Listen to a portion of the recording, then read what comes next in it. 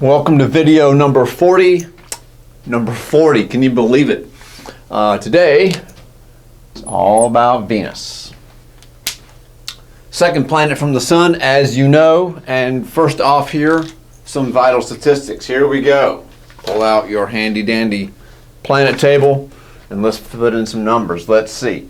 Semi-major axis, 0.72. So on average, Venus is about 70%, 72% the distance between the Earth and the Sun. So it's fairly evenly spaced there with Mercury. Orbital period, let's see, in Earth year is about 0.62 Earth years. This first number was an AU. Earth year, so that's about 226 days for one orbit. Earth is 365, Venus about 226 or 0.62 Earth years. Here we go. Here's a weird number. Get ready for it. Brace yourselves. The rotational period of Venus is negative 243 days. I think I'm going to erase that and put Earth days because that's what I've been doing here on this. Negative 243 Earth days. We'll talk about that number just a minute. That's one of the numbers we're going to pull out and say a few words about. The mass is about 0.82 Earth masses, so it's comparable to that of Earth. The mass is about 80% that of Earth. Let's see, the radius of it is also comparable to Earth. In fact, Venus, size-wise, is by far the closest one to the Earth. It's only slightly smaller than the Earth, with 95% of the Earth's radius. Just slightly smaller. Number of moons. This is an easy number. 0. No moons. Density is similar to that of Mercury and the Earth. Density, we're at 5,200, so that's similar. Okay, kilograms per meter cubed. That number is similar to the number for Mercury and Earth, which tells us that Venus is also rocky. All right. Venus is a terrestrial planet. You can go walk around on it. Actually, you can't. We'll see why later on. But in principle, you could. If you had a good enough suit to protect you from the elements on Venus' surface, you could walk around. We have landed spacecraft on Venus. In fact, fun fact here, get ready for it, Venus is the first planet other than the Earth we ever landed anything on. It was the first planet other than the Earth that we landed a probe on. And it wasn't us, it was the Soviets, the Russians, back in the 60s. They landed Venera 9, I believe, was the first one to land. It didn't last long, and we'll see later why it didn't last long, but it was the first probe to land on another planet. Not Mars, it was Venus. Let's see, density. Obliquity. Here's another good number. Okay, this is the axial. Remember, the obliquity is just a fancy science word for the axial tilt. So for the Earth, right, it's 23.5 degrees. For Venus, it is 177 degrees. Almost 180 degrees. All right. Or Mercury is now tilted. Earth is tilted 23.5. Mercury is tilted not at all, like 0.01 or something. But Venus, almost upside down. Let's see, magnetic field. There is 0 magnetic field on Venus. That is related to its slow rotation. It takes 243 days for it to rotate once. It turns out magnetic field and rotation rate are connected. Typically, the faster a planet rotates, typically the more of a magnetic field it's going to have. And we'll say more about that when we get to the sun. But the faster a thing rotates, typically the more of a magnetic field it has. A big rotation period means it takes Venus 243 days to go around once. That's very slow. Right, so I've actually got a Venus globe here for you. The rotation rate of Venus is super slow. Okay, and with super slow rotation, you get low magnetic field.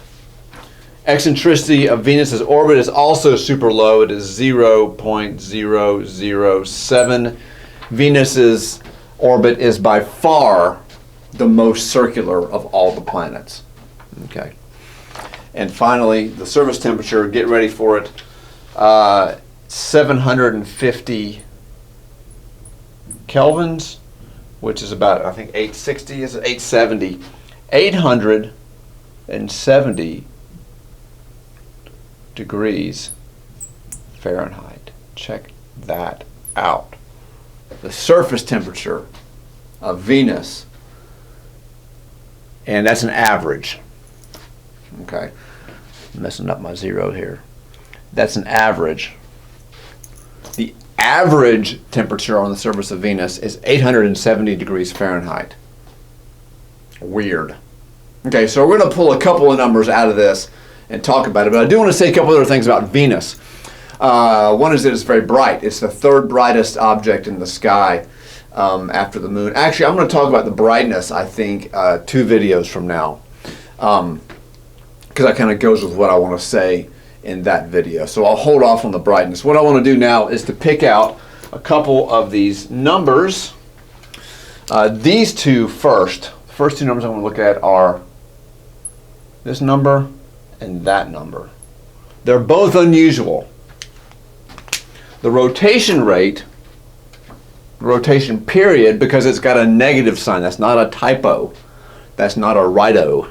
Okay, that's an actual real negative sign. What does that mean? And how does that relate to this crazy axial tilt? Okay, well, here's the answer to that. If you look at the 4 terrestrial planets, okay, known also as the inner, we've talked about that, the inner planets. So here's Mercury, Earth, Venus, and there's Mars. Okay, let me make Mercury a little bit. Actually, it doesn't make a difference. It doesn't make. So this is Mercury, Venus, Earth, and Mars. All of them rotate. Okay. But these numbers, this negative sign here and this huge obliquity here, tell us something's different about Venus's rotation. To see what's different, let's look at what the case is for the other terrestrial planets. So this is Mercury. Okay, here's our rotation. All these little polar, these little rotation axes here. The Earth is tilted a little bit, right? Something like that.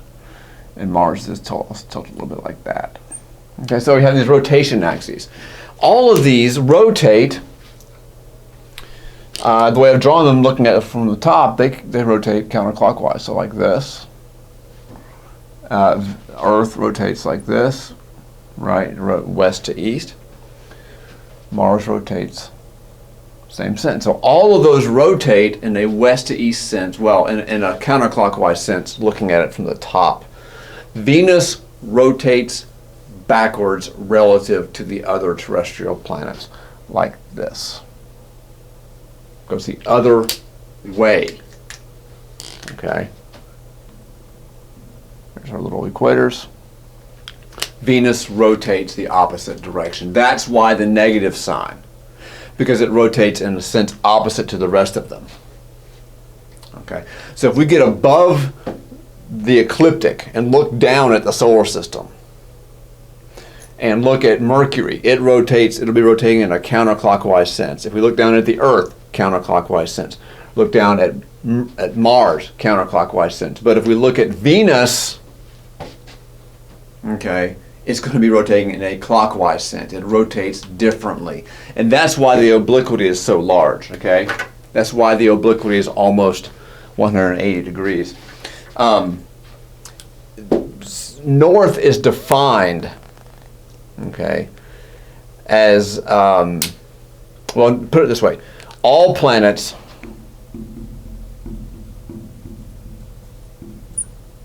rotate west to east by definition.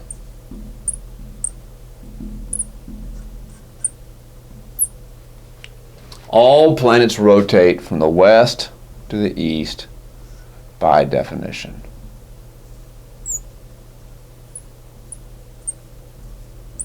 Okay? That's how we define west and east and north and south. Okay, which means that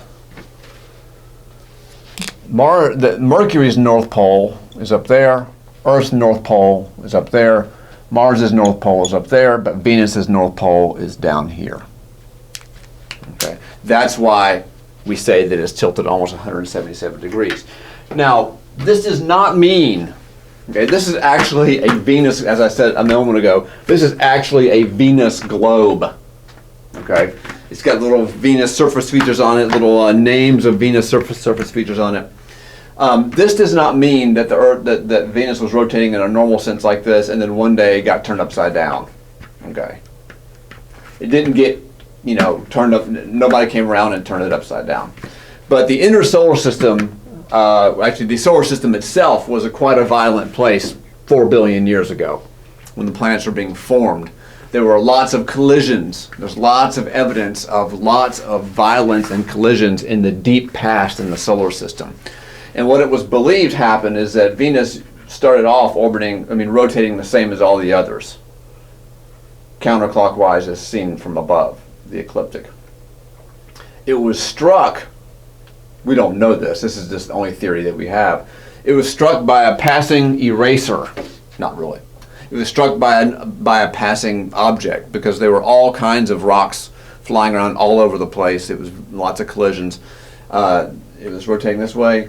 A large rock struck it at a glancing angle and hard enough to reverse its direction a little bit. So it might have been rotating at rather fast pace like the Earth before, but then it got struck and ended up rotating very slowly in the opposite direction. It was not actually flipped upside down. Of course, we don't know that. We weren't here. We didn't have video cameras set up to watch it, but that is the prevailing theory.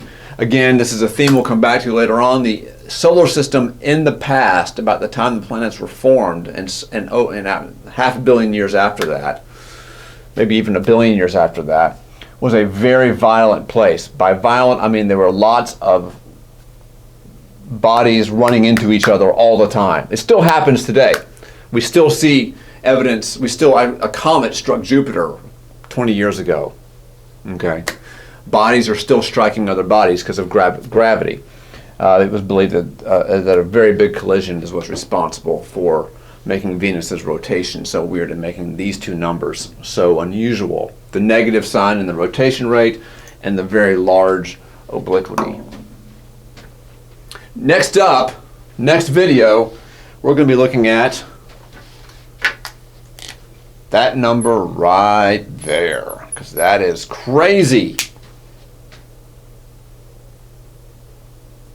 Stay tuned.